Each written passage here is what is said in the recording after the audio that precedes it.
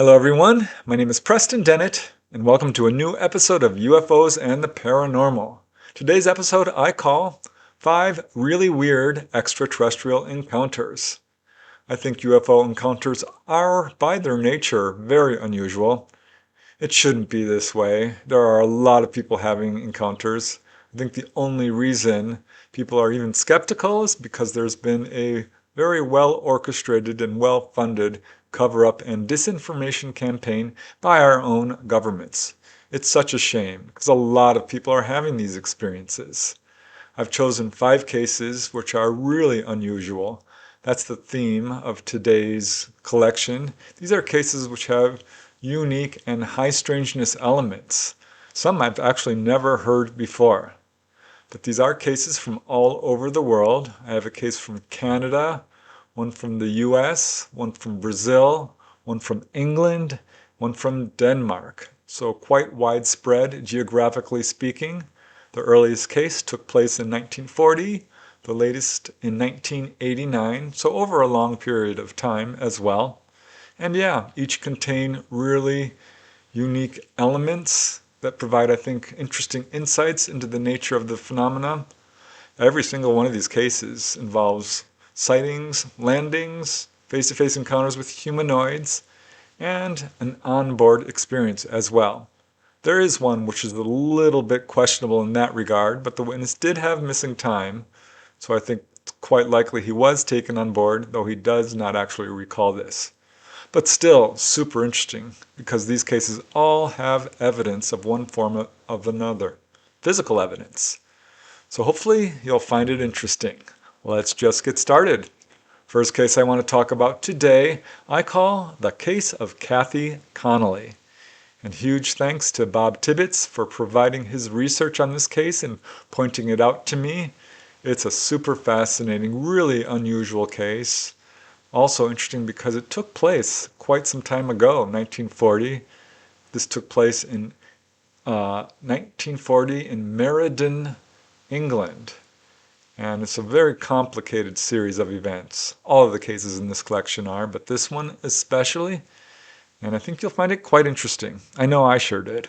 This very unusual and extensive case comes from researcher Bob Tibbetts. So huge thanks to him for pointing this case out to me and providing his notes on his investigation into it.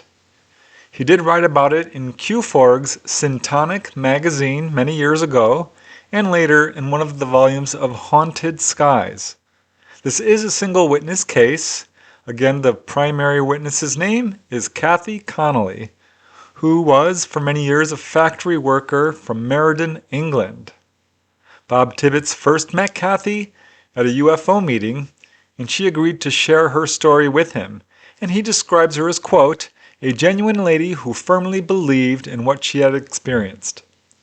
And it was back in the summer of 1940 that Kathy, then age 18, decided to take a walk down a country lane in Meriden. This is near Coventry. And as Kathy says in her own words, by sheer accident, I came across a metal, dome-shaped structure which I took then to be a permanent building. Now she did see several tall men who appeared to be working on this structure. As she says, all the men were wearing one-piece garments. They had unusually high foreheads and their skin seemed to be tanned. This was unusual because during the war, people tended to be pasty-faced. There was definitely something different about the eyes. The structure appeared to be quite strong, that is, solid, giving off a gray-blue light. So a lot of strange things going on here, which puzzled her. She did notice little chimney-like structures next to the craft.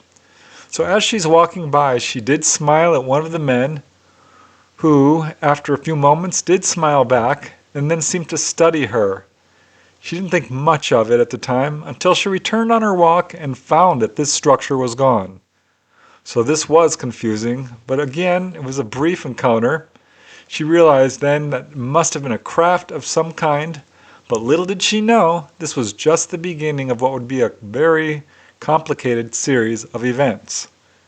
Because it was a few months later, while working at the Reynolds Chain Company in Coventry, she was in the machine room when she noticed a man with unusually clean overalls and she immediately recognized him as one of the men she had seen months earlier in Meriden, standing next to that strange craft.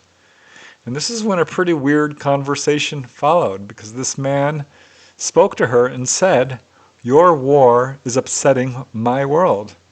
And she replied, "It's your world too." And he said, "No, I don't come from this world." So it just got weirder after this, because he asked her to take him to see the king and queen, and she told him she couldn't do that. He asked her if she was colorblind, and she said no. Apparently she did have some color blindness. He asked her who he should contact then, and she told him scientists, leaders. Now, she would see him several times, and he asked her several times if she would go with him, and she told him no each time. And she didn't see him again in the 3 years she worked there, but she did often think of him afterwards. And then one day a man showed up at her home and said he was a messenger, and started talking about meeting this man she had seen at the factory. Now, Kathy's memory of what happened next came back to her in bits and pieces, so she apparently had some missing time and amnesia associated with all this, but she started to recall that she had been taken on board more than once to this same craft that she apparently saw all those months ago in 1940. So her memories are pretty interesting. She recalled being on board this craft, being physically examined on a table. A strange humanoid told her, "We only want to see if you are pregnant." And this was, of course, not a normal looking guy. This humanoid had bluish, unblemished skin, a kind of cat-like face, she said. There were no whites to his eyes, a long mouth, she said long, flat, almost animal-like ears. His clothes were unusual. He wore a blue coverall. She saw other men like him also wearing either blue or brown coveralls. And she also saw human-like figures. Human, except they were pretty tall. Some of them up to 7 feet tall, and had very high foreheads and sort of oiled black hair. This is what she recalled. Now the man told her that the human-like beings could not leave the ship, but the others could. And Kathy told this blue-skinned being that there were plastic surgeons on Earth who could change his face if he wanted. He seemed to be pleased by that answer, but she was then taken around the craft, which she said, as many witnesses do, was well lit but had no discernible light source. That's an important detail because we hear this in modern day accounts. She said in one room she saw a wall filled with meters or gauges. Another had a table in the center which slid right into the floor. Again, a familiar description. She said on one side of that room there was a screen or a scanner of some kind, and looking through it she got a shock because she saw scenes of war, airplanes fighting each other, below them an ocean filled with crowded ships. Kathy could actually hear the radio conversations going on between the pilots inside these planes. This was all moving and live. And the ET told her several times, "This is your world," which Kathy denied. Now at one point, one of these planes approached the craft quite closely, apparently to shoot it, but then she heard the pilot say not to shoot as they saw a woman on board and then a child. The craft approached another plane at one point, and according to Kathy, the crew of the plane was close enough and looked straight at them, apparently seeing her and others on board. And one of the crew of this plane actually made the sign of a cross over his chest. When this happened, one of the crew members of the UFO asked Kathy if she knew this man and why did he do that. She told him no, she did not know the man, but that the man was probably praying for her. Now the next thing she knew, still looking out this screen, she saw New York. She saw the Statue of Liberty. She saw them flying over a New York street and lots of news vendors selling papers. At some point she was taken into another room where she was asked all kinds of questions about life on Earth, about her own life, and what her thoughts were about the difference between right and wrong actions in her own behavior. They warned her about the power of thought, particularly negative thoughts. And I mean, she saw a lot of stuff. This is all somewhat disconnected, so this could be separate incidents. But at one point, she was shown a scene of a man on a cross while people were throwing dirt and stones at him. And again, the ET said, "This is your world." Kathy denied it and said this was the past. And the ET said, "Are they any different to that where you come from?" So they were apparently warning her or informing her about how savage the human race is, how unevolved spiritually. But Kathy was very much impressed by this encounter. She said the ETs were very friendly. As she says, "They are very kind and patient, and I always felt at complete ease with them. The older members of the crew told me that it would do me no good to tell of my encounters, as it would be of no benefit to me personally. I was told that in order to have success in making contact, a great number of people had to believe that it is true and can be done. One of the crew members claimed to be a member of the, quote, Wildlife Preservation Society. So I was half-jokingly told, by wildlife, they meant our human race.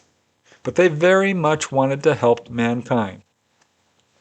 So yeah, Kathy believes she was taken on board a number of times, and they showed her many things, far too much to talk about here in this little video. But at one point she did see a thick, dark book with what looked like shorthand or Chinese type writing. She says they took her into the past, into her childhood, a number of times. Kathy was apparently partly colorblind and had trouble reading street lights, which caused some problems crossing the street. And the ETs apparently cured her of this condition. In another instance of extreme high strangeness, this is so weird, she says the ETs dropped her off on a road in this country which turned out to be, she believes, Rhodesia, and told her to get on a particular bus. And when she did, she discovered that all the people on this bus were black, and her, being a white person, they were unhappy that she had boarded the bus, and she had trouble getting a seat. Now, this appears to be a sort of demonstration to see if she tolerated racism, which she didn't, because she was taken off the bus. The people on the bus now were very friendly, and the ETs scooped her back up. Very strange. But she was taken to see other events from her past. Again, her memories are somewhat scattered and incomplete at this point. She did provide a long handwritten letter to Bob Tibbetts, and other researchers have looked into her case and found her to be sincere and honest. So it is a bizarre case that does raise more questions than it answers, but again, shows many of the features we see in modern day accounts. So you can see there's a lot to unpack in this case of Kathy Connolly. But what an unusual and amazing case. She had such extensive interactions with these ETs. Some of the things she does describe are certainly reflective of modern day accounts, but some are absolutely unusual. Going on this bus ride and having what appeared to be a lesson involving discrimination, perhaps. She apparently had a healing of color blindness. I found that super fascinating. A lot of really interesting elements to that case. And now we move to the next case, which is so unusual and it's really interesting. I had never heard of this case before. This was also provided to me by a listener, so thanks to you know who. I call this one the case of Arne Harder Jorgensen.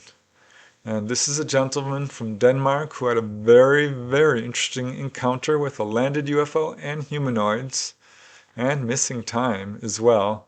This is in Vaklev, Denmark. It occurred in August of 1956. And I have to say, there are elements in this case that I have never heard before. And as with every case in this collection, it's not just one event. He had a series of encounters, but this first one is a real amazing and extensive encounter. This very interesting case is pretty much a single witness case, with the witness's name being Arne Harder Jorgensen. He was born in 1946 And as he grew up, he worked in various jobs, including as a cook in the military. He later became a lieutenant, and after his military service, worked as a postal worker. But it was his encounter at age 10, one evening in August 1956, that changed everything.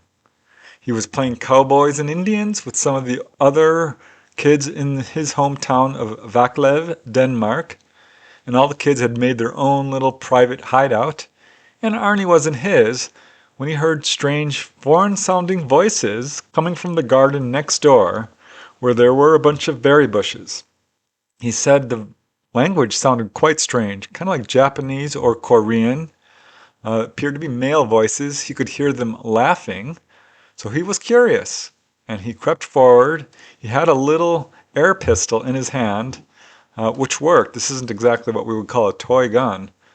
But he was hiding behind a bush and peeked out, and he was shocked to see 3 really short humanoids, about 4 feet tall, and they were eating berries off the bush.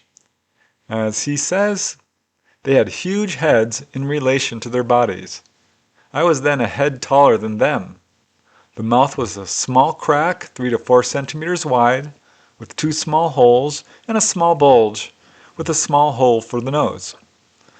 The body was slender, with long thin arms, each with a hand with 5 fingers. They had thin legs with large clumsy shoes that were almost boots. So he says that each of them were wearing skin-tight, featureless jumpsuits. There was no buttons, no zippers, nothing like that. And yeah, really weird heavy footwear. Their eyes were striking. He said they were a vivid violet color. And he had the distinct impression that these were sort of plastic goggles or part of their suit. He said all of them looked pretty much identical. And again, judging from their voices, were all males.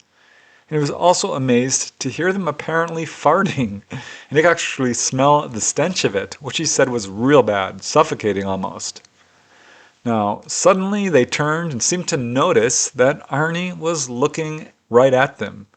They immediately tossed away the berries, began speaking very loudly in their strange language, and it sounded to Arnie like one of them was ordering the others around. Now this freaked Arnie out. He turned and ran, or at least he tried to. As Arnie says in his own words, "Suddenly I felt myself being slowed down and pulled back. There was something that just controlled me. I was aware that one of them was right behind me, as I could distinctly hear him breathing. It sounded like a dying asthmatic. I reached down to the shelter, but could not slip into it. A mysterious force ensured that I stood still in front of the shelter, unable to do anything, and I was spun around to face him. I then stood in front of their commander, at a distance of 2 meters, and stood straight like another soldier." So at this point, the other 2 humanoids ran up. The one in front of Arnie ordered them away. Arnie was amazed to see how strangely they walked, and he had the impression that their big blocky shoes were so large because they affected gravity in some way, kind of like they were mechanical shoes.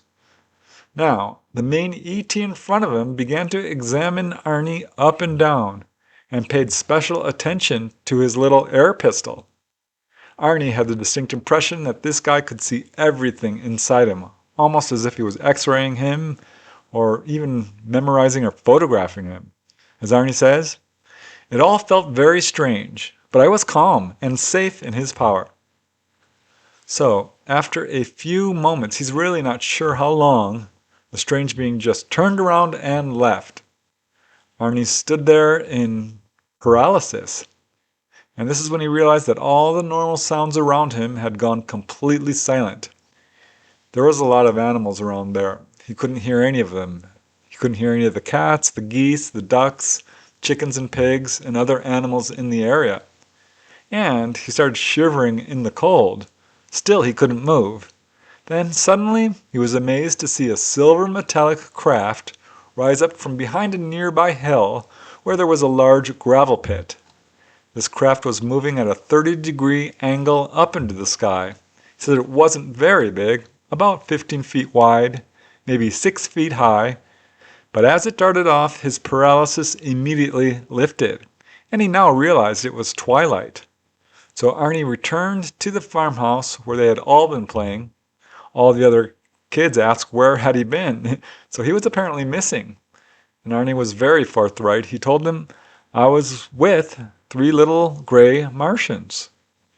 So this experience left Arnie absolutely amazed. He knew it wasn't his imagination, and he got confirmation of that the next day when he tried to shoot his air pistol and it fell completely to pieces. So he believes the ETs did something to it because this was brand new, pretty much. So it was dark at this point. Everyone had to go home. But the next day, Arnie convinced his friends to go to the gravel pit where he had seen this UFO rise up from. He was too afraid to go there alone.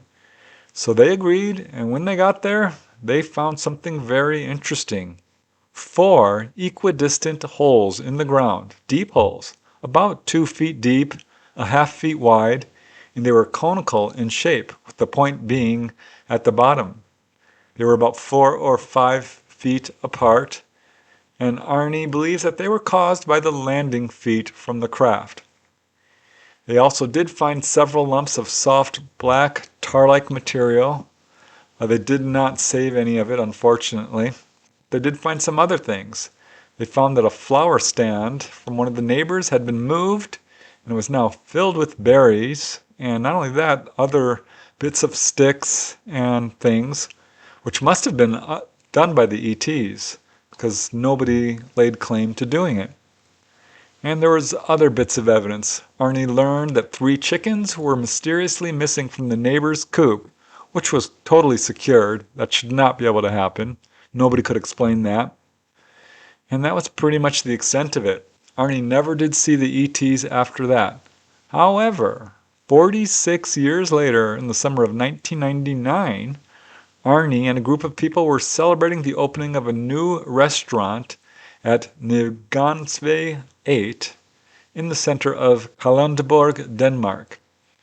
Fireworks were being launched as part of the celebration, and Arnie was watching these fireworks when he saw an object flying about 180 feet overhead and 180 feet away. It was moving slowly, about 18 miles per hour, 20.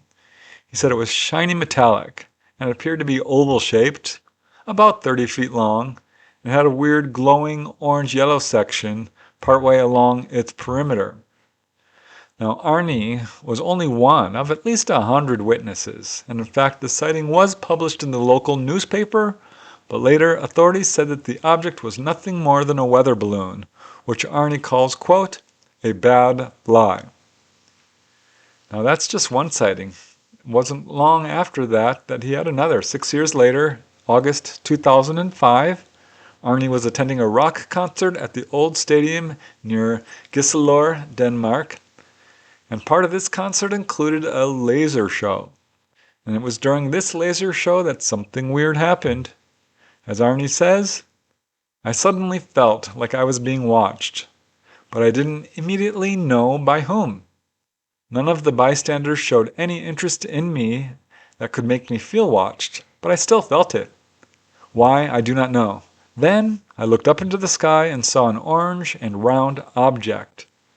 I forgot for a moment all the music and the laser show and kept my eyes on the object.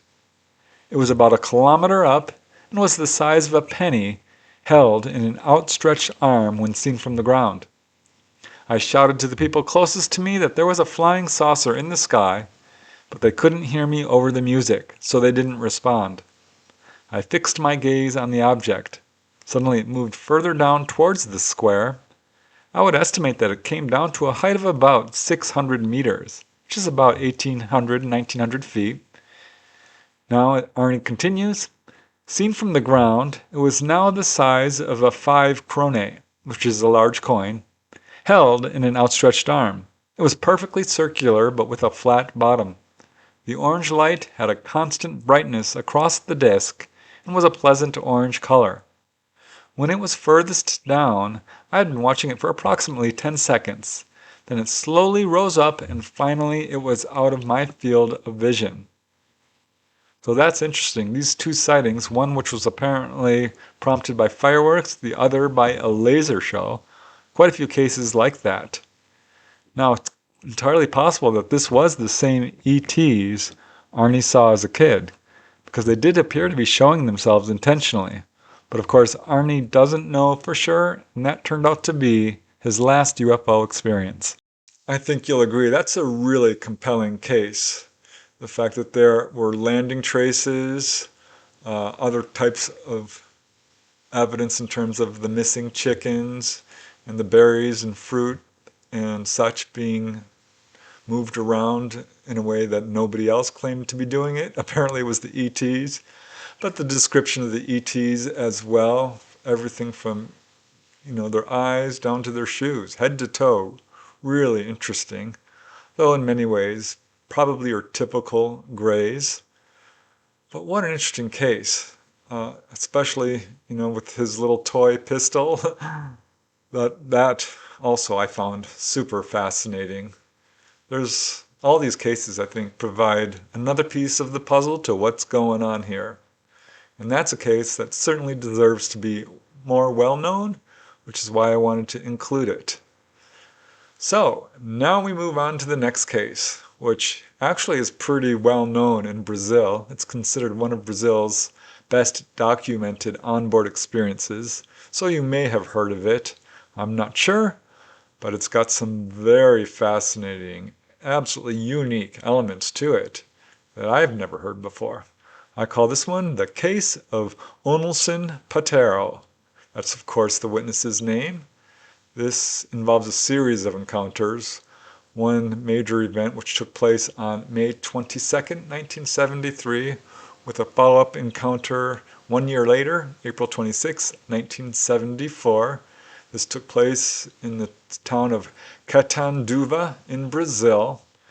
Yeah, it's an extremely well authenticated case. Some good physical evidence, a lot of corroborating witnesses, and in some ways is very much echoing the case of Travis Walton, in that the witness was missing, as we shall see, for a period of days. Missing time is usually an hour or two at most. Not in this case. Now again, this case is considered one of the most famous and well-authenticated onboard UFO experiences in Brazilian history, and it was investigated in depth by numerous researchers, such as Dr. Walter K. Buehler and Irene Granchi and others. And in fact, says Irene Granchi, I met Onelson personally, receiving the best possible impression of him, an impression of honesty that he transmits to everyone. Onelson Patero's encounters, there's two main events.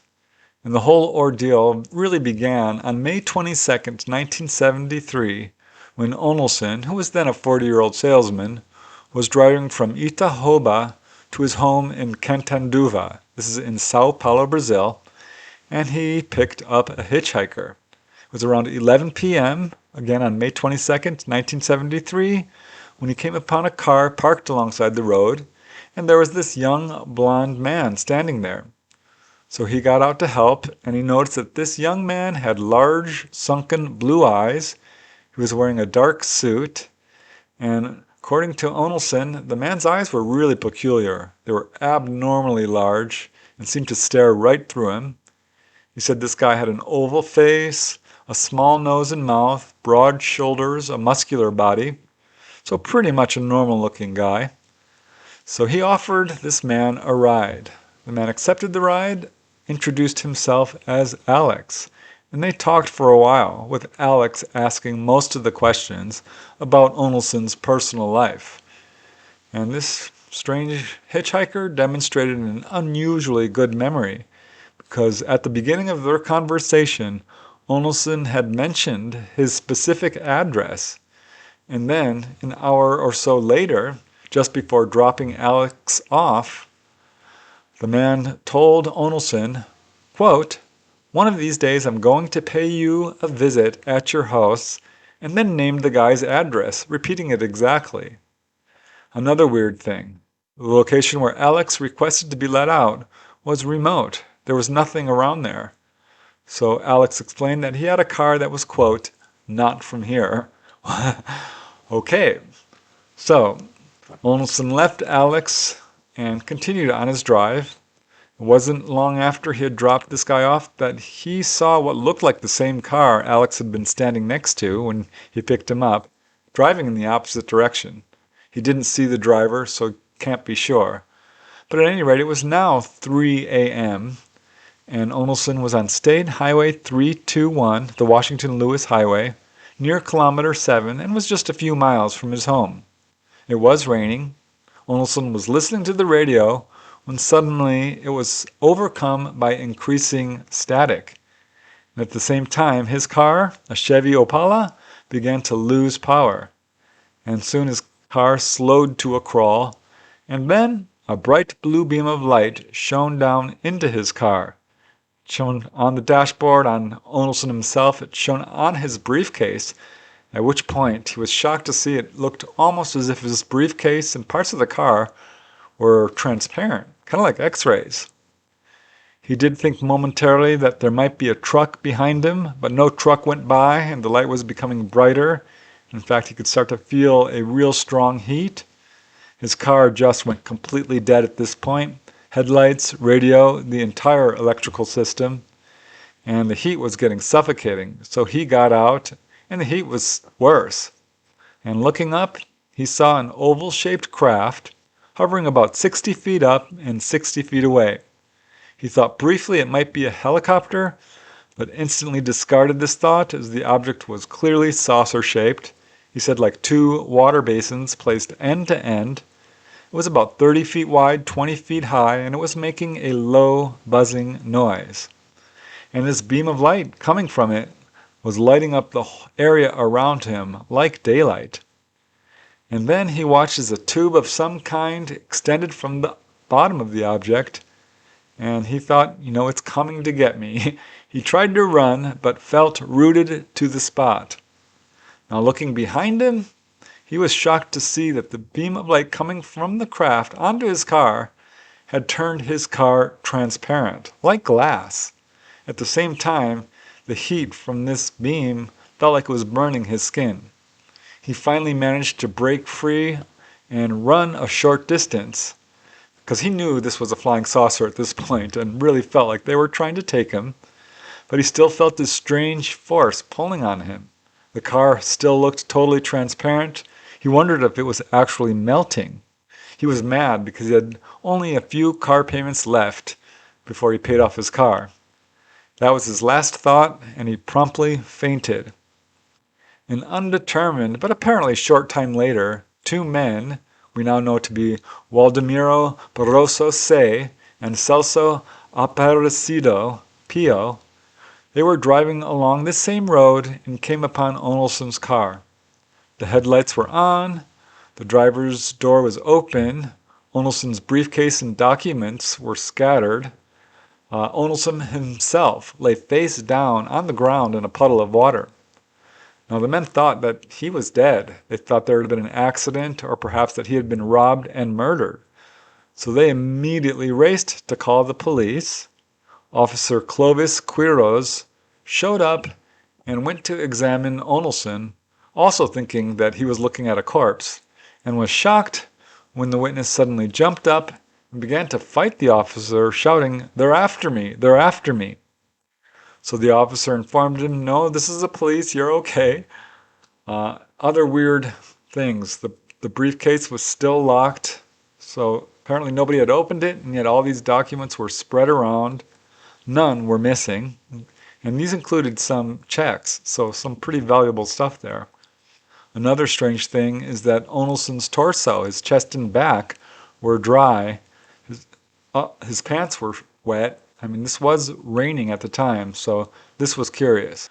So Olson was rushed to the Padre Albino Hospital and examined for 1 day and then sent home. There were other bizarre effects. Immediately after this encounter, Olson, who had brown hair, his hair was now completely black. This was confirmed by his wife. It took only about 4 days to revert to its original brown color. Also interesting is that Onelson says he suffered from intense itching all over his body. And it was a few days after the encounter that green-yellow bruise-like spots appeared on his chest and abdomen. They didn't cause him any pain, but after about 2 weeks they spread, covering his entire body, so he returned to the hospital. Dr. Elias Aziz Shadiak, who had examined him immediately after the encounter, and later now, when these spots were spreading all over him, was really amazed by what he'd seen, and he later told reporters, "I am absolutely sure that the man is telling the truth. His statements are fully coherent, and he presents no symptoms of mental instability. He was burned, and the burns are no ordinary burns. They look as though they were caused by some strange rays, but again caused no pain, and thankfully they did heal." Later, Onelson was placed under hypnosis, and it wasn't super successful in terms of recovering any memories. He did talk about being taken inside the object and meeting, quote, "a steel-chested man." He said that there were other figures inside this craft who wanted to talk to him, but he really couldn't recall much else. However, his encounter was widely publicized, and it was soon discovered that there were several other people in the area who had seen UFOs, including a couple who said that they saw this weird object with humanoids inside of it. So, Onelson didn't know it at the time, of course, but he would later have a much more dramatic and extensive encounter. It was about 1 year later, on April 26, 1974, he was on a business trip driving between Quaranta and Catanduva. It was around 11:30 p.m. when he noticed this glowing blue object pacing his car. Almost immediately, his car engine started to fail, and looking outside, he could now see that this object was apparently the same one he had seen in his previous encounter. And once again, a really weird effect. His car started to look like it was transparent. So he jumped out of his car to run away, and this is when a beam of light came from the object and pulled him right up into the craft. Onelson now found himself inside an oval room, and standing there was, guess who? Alex, the hitchhiker he had picked up last year. Alex was smiling and was actually wearing the same clothes he had worn when Onelson had given him a ride. So this man, Alex, put his hand on Onelson's shoulder and, speaking in Portuguese, told Onelson not to be afraid, that nothing bad would happen to him. Now, according to Onelson, the room was illuminated by a bluish light. Alex instructed Onelson to sit on a sort of rubber-looking chair in the room, which Onelson did. He sat down. He was there for only a minute or two when he passed out, and then found himself in another room. This room had strange lights on the walls. There was lots of advanced equipment in there which totally surpassed his ability to understand or comprehend or even later explain to people. Alex instructed Onelson to undress, which he did, and then Onelson was given different clothes to wear. He said they looked like they were made of metallic fibers, kind of like shiny nylon. He said these clothes had a rough exterior, but the interior was very soft on his skin.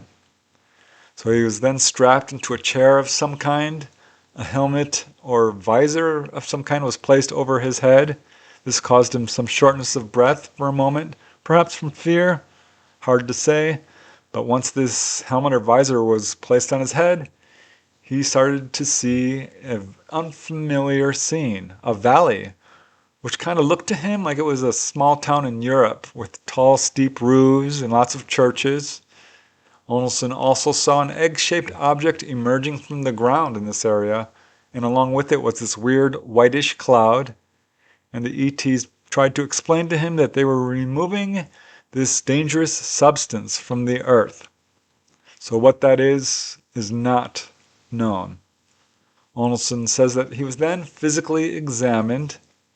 He saw lots of weird things while on board this craft, because at one point he says he saw what he believed to be his twin or his double. He also saw another room where there were several hooded figures moving around on what looked like gliding chairs. At some point, he remembered being placed in a container of some kind.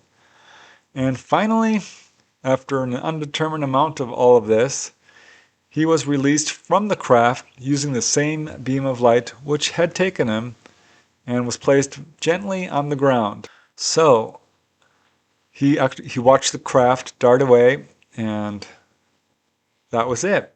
But meanwhile, Onelson's family had become concerned when he failed to return home. They began searching for him. They quickly did find his vehicle, but there was no sign of Onelson, and they couldn't find him anywhere. For the next 6 days, this search continued. They could not find him.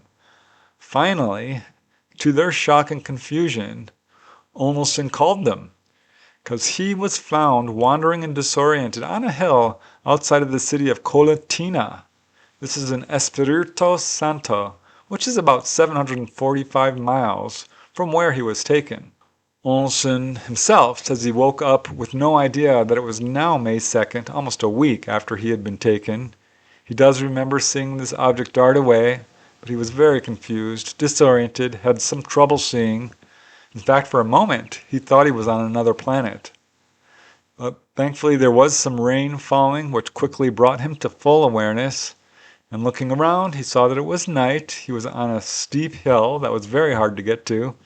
He began shouting and was shortly later discovered by a gentleman by the name of Caesar Minelli, who was actually the owner of the property where Onelson was found. Onelson explained what had happened to him, and he was taken to the police. And by this point, word had spread. Newspaper reporters were eager to get his story, but Onelson just wanted to call his family, because by this point, they thought he was dead. So he was taken home. He was besieged by reporters. He did share his story. It appeared in many newspapers. And he said something very interesting. He said since his experience a year earlier, he had been followed by government agents, some of whom warned him to stop talking about his experiences. But he didn't. He ended up doing several more interviews and talked about his experience publicly. So wow, I mean, how about that case with the car apparently turning transparent? That was his perception, with his documents coming out of his briefcase in that really unusual way. He coming back from his encounter in a completely separate location. The things the ETs told him, seeing what he perceived to be his twin on board the craft. There are quite a few cases like that. Again, some of these elements do turn up again and again in accounts, but some are unique. In this case, wow, it's just so interesting. To me, the most interesting aspect was that he picked up this hitchhiker who turned out to be an ET. As you may know, I did a whole episode on extraterrestrial hitchhikers, and this was a case that slipped under my radar. I would have included it, but no, here's another one of an alien hitchhiker. That alone is fascinating to me. So, let's move to the next case. And this one definitely deserves to be more well known. I had heard about it, but I finally decided to dive deeper into it, and I'm glad I did, because this is a pretty well authenticated case, particularly considering what happened to the witness after his encounter. I call this one the case of David Hamel. I think I'm pronouncing that right. Hamel, perhaps. But this took place on October 12, 1975, in the rural area in British Columbia called Maple Ridge. This, of course, is in Canada. I like this case. It's got multiple witnesses. But to me, the most interesting thing is that the ETs had some very incredible information, as we shall see, to impart to this witness that would completely change the course of his life. This case comes from pioneering Canadian researcher Graham Conway and originally appeared in the journal Canadian UFO Report. But the case was also studied by Barry Hendry and others. The primary witness is David Hamel, a carpenter, and he lived with his wife Nora in a rural home on Westlescoon Lake Road. This is in Maple Ridge, Canada. It's a very sparsely populated forested area in the lower Fraser Valley, but not too far from Vancouver. The Hamels and a family friend on October 12, 1975 were watching the Waltons TV show when suddenly the screen became all filled with static and snow. And to David's shock, two human-looking figures, one male and the other female, kind of Asian in appearance with reddish skin, seemed to emerge from the screen and they approached him. He said they were both wearing one-piece suits. They walked right up to him, touched his arm, and began to speak with him telepathically, saying that they were going to elevate him up into a spaceship which was now hovering above his home. And David was astonished to immediately find himself in a different location, presumably in this spacecraft. He was in this weird room, which he says was about 30 feet in diameter, 18 feet high, had windows all around the edges. He saw smaller rooms, about 6 by 4 feet wide. In fact, he was given a quick tour of the craft. He saw that these smaller rooms contained drawers of some kind. He did see a third person, a man with a beard. Now these beings told him that they were from another planet, which they called Claydon, and they told him it was billions of miles from Earth. These beings spoke to him extensively, answering many of his questions and providing all kinds of information that he described as highly technical and really deeply philosophical, much of which was well beyond his ability to comprehend, at least at first. But they did warn him about nuclear weapons and material. They told him that Canada should stop selling their CANDU nuclear reactors. They also, interestingly, claimed responsibility for the pyramids in Egypt. So, David was then taken for a physical exam. He says they used a strange instrument which displayed the interior of his body on a kind of screen.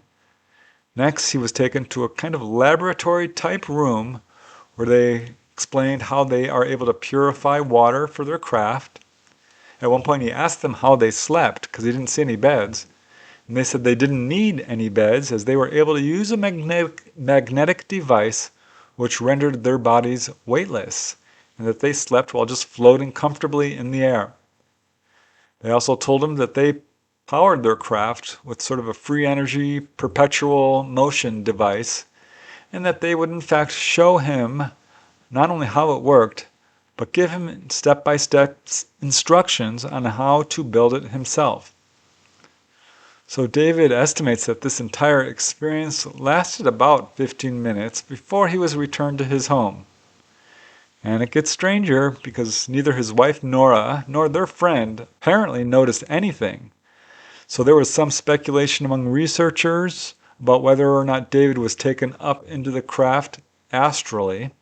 Hard to say for sure, it's not clear. But over the next few days and weeks, more incredible and strange events occurred. David, who had no college education, said the beings returned and began to instruct him on how to build this free energy machine, an actual craft. Now he could see them plain as day, but his wife couldn't see them, not at all. But she did hear their footsteps. She could hear them walking around the house. She saw doors opening and closing by themselves, occasionally various objects moving, such as blankets being lifted off the bed and so forth. So it was clear to her something was going on. But David could see them, and these beings promised David that in the future they would show themselves to Nora in physical form. Meanwhile, they were giving him step-by-step instructions on how to build this alien motor, this alien craft. As David says, "They're in my body. I can't get away from them." Now, David was not a rich guy. Lack of funds and his lack of formal education were constant obstacles. But the ETs continued to tell him how to move forward step by step, instructing him to buy certain materials and to contact various people. In fact, David did reach out to many very prestigious institutions trying to get information and assistance. Most just brushed him off. A few did show some interest and said to contact them should he be able to build a working model of this craft. David did try to get a government grant to do his research, but this was declined. He was living on a disability income because he had previously been in the military. But again, not a wealthy guy. He did finally manage to get a bank loan for about $2,500 and spent his own money. And as time passed, he ended up investing more than $6,000 on this project. Now, this engine was based on the principle apparently of counter-rotating magnetic rings with an off-center pivot in the middle. You can see it. He wrote many different plans for all of this and built working models. In fact, he once completed the engine and placed it in an oil drum in his workshop and prepared to retire for the evening. But as he was lying in bed, he started to notice a red glow in his living room.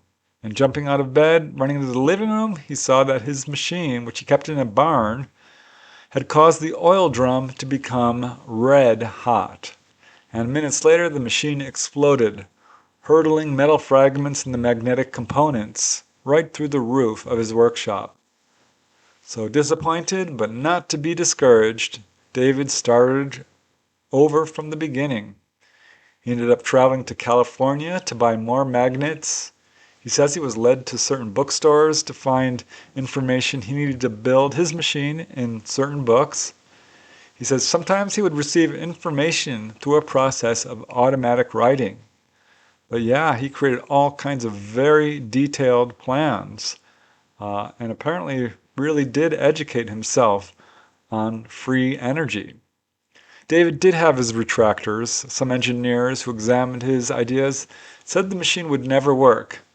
However, in other cases in the UFO field, many of them echo the same ideas of counter-rotating magnetic engines. Now, at one point, the beings told David that they would be leaving as they had achieved their primary objective of teaching him, but that they would return. And then one day, David says they did come back. They were driving this weird car with weird license plates, but it was them. He said that they had the reddish skin, were Asian in appearance. He recognized them from his time on the craft. And this time, as promised, they revealed themselves to his wife, Nora. This kind of put David off a little bit because they just wanted to talk to her, which they did. Now, Nora suffered from cerebral palsy and could not easily communicate, but it was very strange because when the visitors approached her, they held her hand and she was able to converse normally with them. So after this brief visit, they left, again promising to return. And here the case seems to end. However, even as late as 2004, a reporter by the name of Mark Bonakowski visited David Hamel in his home and learned that David was in fact still working on his engine. And he was kind of ornery and said, "It will be done when it is done. So what if I'm 80? It doesn't matter. The aliens planted these drawings in my brain. They gave me all the instructions I needed. It is now up to me to make it work. The end of the world is not far off, and we need some of us to survive. Otherwise, all is lost. The survival of the human race is at stake. That's what it's all about. It's about the survival of our species." So those who have looked into his case are actually really impressed. One lady by the name of Jean Manning, she wrote a book called The Granite Man and the Butterfly, which profiled his case in detail. And she is an expert in free and clean energy. And she found his research to be very interesting. Another gentleman, Robert Thomas, also wrote a book about David Hamel's case. The book's called The Word Made Manifest Through Sacred Geometry. So unfortunately, ultimately, David Hamel was never able to build a working flying saucer. And at some point he sold his property, leaving much of the equipment behind. The property is currently owned by Ray Marshall, and there's still bits and pieces of this flying saucer project on the property. Big rings of metal. You can see where he was applying the magnets and all of this. So a very interesting case, somewhat reminiscent of George Van Tassel and the Integratron, and many other cases in which people were taught how to build energy-free motors. I did a whole episode on that.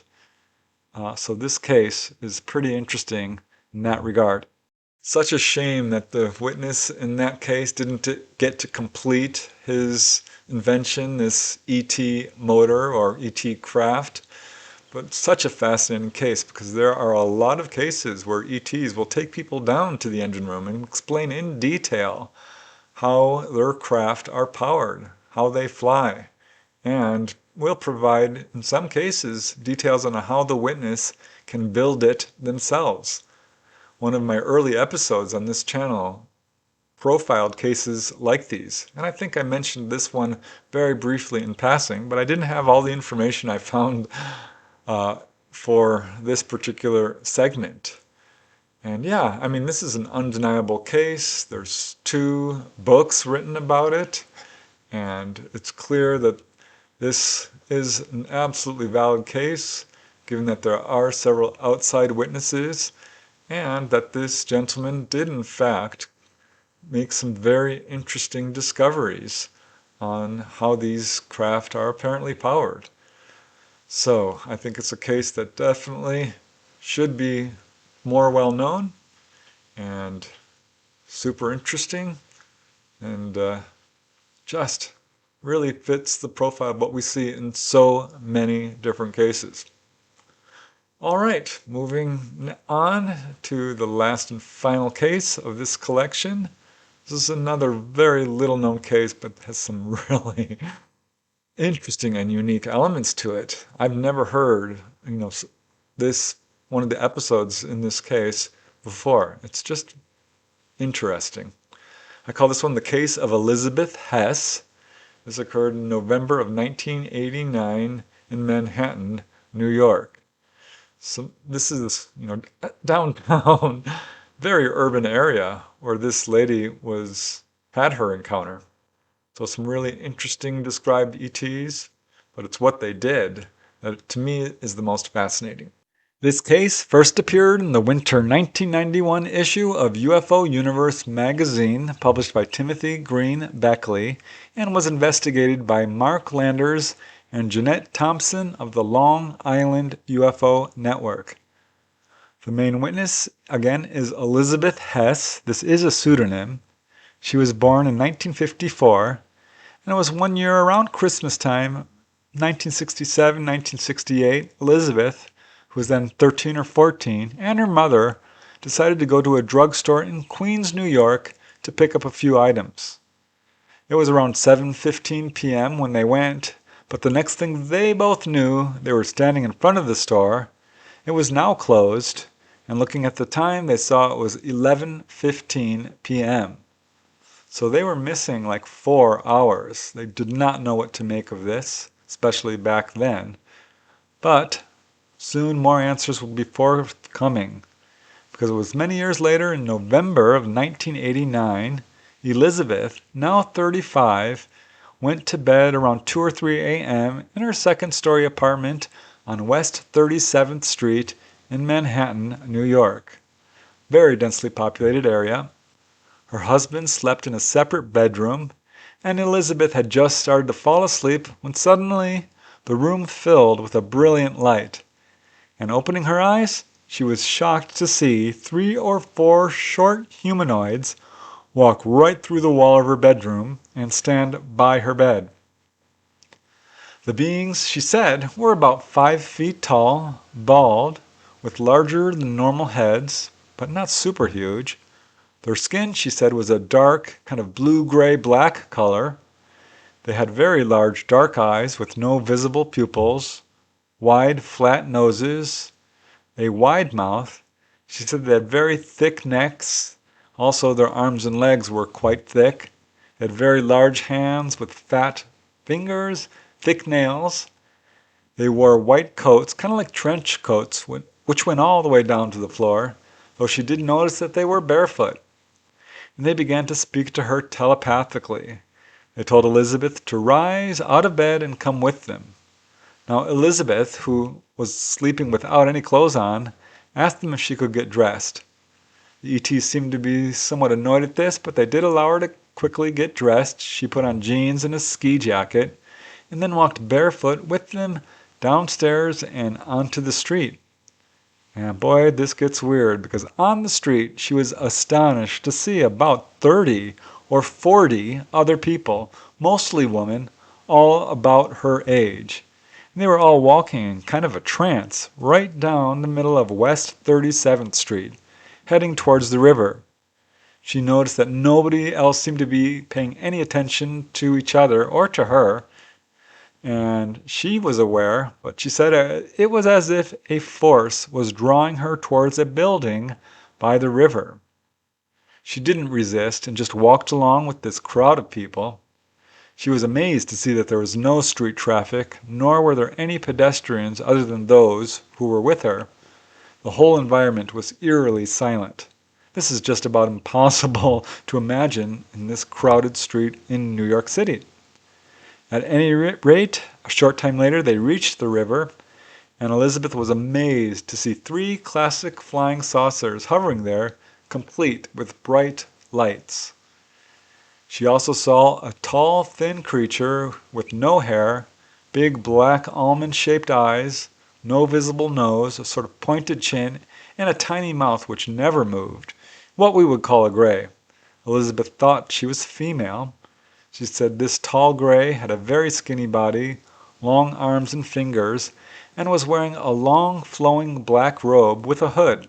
She couldn't see its legs, but Elizabeth did have the impression that this tall gray was in charge, because this tall gray began to separate all the people into small groups. And shortly later, this tall gray called to Elizabeth, again apparently telepathically.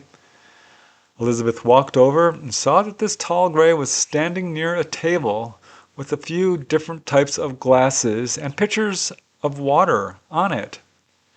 And Elizabeth noticed that some of these glasses were very fancy and expensive looking, while others were very plain and simple. And right next to all of this, there was a bag lady, a sort of homeless woman, sitting on the ground. And the tall gray turned to Linda and said, "This poor woman is thirsty. What are you going to do about it?" So looking at the table with these different glasses of water on it, Elizabeth said, "I would like to give her a drink of water." And the tall gray indicated the table and said, "Pick a glass." So Elizabeth thought quickly, and looking at the different glasses, she chose the largest and plainest and gave it to the homeless woman. This intrigued the gray, who asked her, "What was the reason for your choice?" And Elizabeth explained that she didn't want anything to happen to the fancy glass because the woman might not appreciate its worth and might drop it and break it. The next thing Elizabeth knew, she was back at the foot of her bed in her Manhattan apartment. The beings who had taken her removed her ski jacket. At this point they pulled out what looked like a sort of large needle-looking instrument. This frightened Elizabeth. She began to struggle a little bit. The ETs told her that they were doctors and they needed to give her an injection, and she was still struggling as these ETs placed this device onto her back right beneath her right shoulder blade, and they seemed to extract this mysterious white substance from her body. The ETs told her that this was poison and that she should stop smoking cigarettes and consuming so much chocolate. So they were giving her some dietary and advice on not smoking. So that's all she really remembers. In the morning she woke up and did find a bump and a perfectly round mark on her shoulder blade, which was also swollen. She told her husband what happened, and he was inclined to believe her because he said that he recalled someone telling him that night to stay in bed. She noticed a few other things. Following that night, her stereo and clock radio no longer worked. And she also began to wonder about strange odors she had recently been smelling in her room. Before she thought it might have been pollution from the street, but now she wondered if it might be connected to these strange visitors in her apartment. Now, also related, she believes it was that prior to this and after, she suffered several miscarriages, which doctors could not account for. In fact, in her second to last miscarriage, the doctors told her that they found no fetus in the sac. And with her last miscarriage, she was rushed to the hospital. This was during her third trimester, but again, there was no fetus. Doctors told her that she must have lost the baby prior to this, which Elizabeth denied. They ended up giving her a D&C. Following this, she stopped trying to get pregnant. But to her credit, she did provide her medical records to researchers, which did verify what she was talking about, including the missing fetus. And as of 1991, her case was still under investigation. So that was a pretty interesting case, don't you think? I mean, the way the ETs were described. She does have physical evidence as well, physiological evidence, providing her medical records to the researchers definitely adds a level of credibility. The whole missing fetus syndrome. When I hear cases like that, I have to wonder how people can call this an interdimensional phenomena, because where are these fetuses going? If this is like purely psychological or interdimensional, I mean, that makes zero sense. I know there are all different kinds of interpretations people have about their experiences, but I have to say that most people who have onboard contact do feel it's extraterrestrial, and certainly the witness does in this case, even though, yeah, there are some very high strangeness aspects to it. I found her description of the ETs particularly interesting, because clearly at least some of them were not the typical Greys. But this whole deal with her being asked to choose a glass of water and which glass she picked, I found that really interesting. So yeah, I think all these cases have some interesting insights and provide some real answers. Well, they raise more questions too, don't they? But as I've said before, each case provides another piece of the puzzle, helps us to figure out what's going on here, shows that we are being visited. I mean, I think at this point that's undeniable. There are far too many cases to explain away, ignore, deny, inescapable that something is going on here. I think we are being visited. It's that simple. That's my assessment based on all the cases I've researched and all the evidence I've looked at. But that's what I'm just trying to do, is provide the evidence so everyone can make up their own minds. All right, I guess that's it for today. I hope you've enjoyed this episode profiling 5 really weird UFO encounters all involving landings and humanoids and onboard experiences, all involving one form of evidence or another, and different types of humanoids and cases from all over the world. Hope you've learned something and found it at least entertaining. But until next time, I really want to thank you for watching. It's because of you guys that I do this show, and I really appreciate that. So thank you, thank you, thank you. And until next time, keep asking those hard questions. The answers are out there. Keep digging for the truth. It's up to each of us to ferret it out. I wouldn't look to our governments for answers on this, because they're not telling us the truth. I don't think we'll ever get full disclosure from them. But most important of all, keep having fun. Because if you're not having fun, what are you doing? All right. Till next time, guys. I'll see you next Friday. Thank you very much. Bye for now.